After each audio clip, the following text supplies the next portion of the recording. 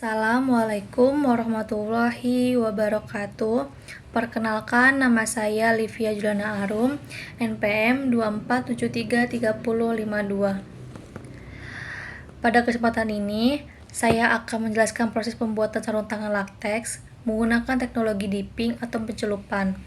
Proses ini banyak digunakan di industri karena mampu menghasilkan sarung tangan dengan bentuk dan presisi dan kualitas yang baik. Selanjutnya, proses pembuatan sarung tangan latex dimulai dari bahan baku utama yaitu latex. Latex yang digunakan bukan latex mentah, tetapi sudah diolah menjadi latex pekat dengan kadar karet kering sekitar 60%. Setelah itu, latex dicampur dengan berbagai bahan kimia seperti sulfur dan bahan tambahan lainnya, hingga membentuk yang disebut sebagai kompon latex. Campuran ini bertujuan untuk meningkatkan kekuatan, elastisitas, dan kualitas sarung tangan yang dihasilkan. Tahap berikutnya adalah persiapan cetakan atau yang disebut former. Former ini terbentuk tangan dan biasanya terbuat dari bahan seperti perselen. Sebelum digunakan, former harus dibersihkan terlebih dahulu menggunakan air atau bahan pembersih. Kemudian dikeringkan. Kebersihan former sangat penting karena jika kotor, hasil sarung tangan bisa dicacat atau mudah sobek. Setelah former bersih, dilakukan pencelupan ke dalam larutan koagulan.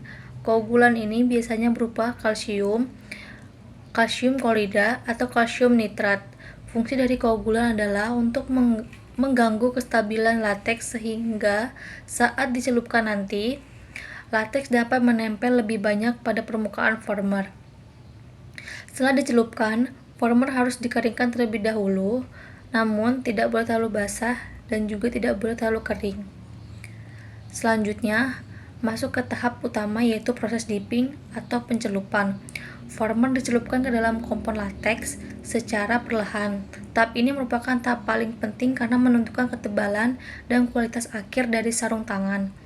Pada tahap ini terdapat faktor penting yaitu lama pencelupan atau dwell time.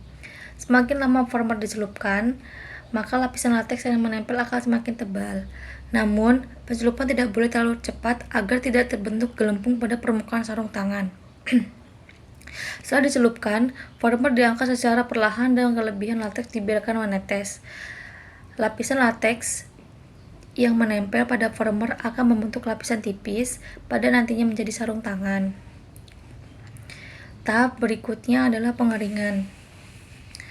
Former yang sudah dilapisi latex dimasukkan ke dalam oven dengan suhu tinggi. Proses ini bertujuan untuk mengeringkan latex sekaligus membantu proses vulkanisasi, yaitu pembentukan ikatan yang membuat karet menjadi lebih kuat dan elastis. Selain itu, proses ini juga membantu membentuk struktur karet agar tidak mudah rusak saat digunakan. Setelah kering, dilakukan proses bending yaitu menggulung bagian ujung sarung tangan. Tujuannya adalah untuk memperkuat bagian tepi agar tidak mudah sobek saat digunakan. Kemudian dilakukan proses latching atau pencucian menggunakan air hangat. Proses ini bertujuan untuk menghilangkan sisa-sisa bahan kimia yang masih menempel pada sarung tangan.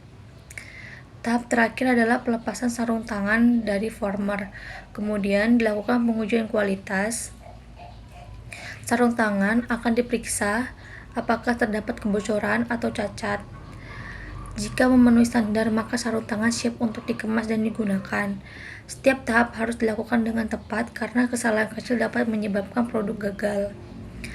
Jadi, dapat disimpulkan bahwa pembuatan sarung tangan latex dilakukan melalui beberapa tahap utama, yaitu pembuatan kompon, persiapan former, pencelupan koagulan, proses dipping, pengeringan, bending, dan pencucian dan pengujian kualitas.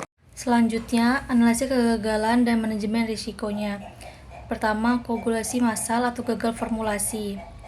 Penyebab ketidakcocokan antara kadar anomia latex dengan stabilitas dispersi kimia.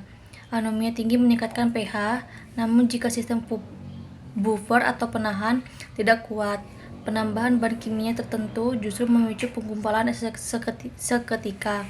Solusinya selalu melakukan pengujian stabilitas pada sampel 100 ml sebelum pencampuran seluruh tangki. Selanjutnya yang kedua, partikel kasar dan lubang jarum. Penyebabnya dispersi kimia yang kurang halus atau adanya gelembung udara saat pengadukan kompon.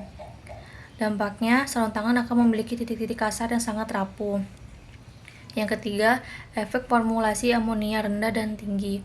Formulasi yang dirancang untuk lateks low anomia atau LA tidak bisa digunakan langsung untuk lateks high amonia atau HA tanpa penyesuaian dosis bahan kimia karena perbedaan kebutuhan netralisasi pH.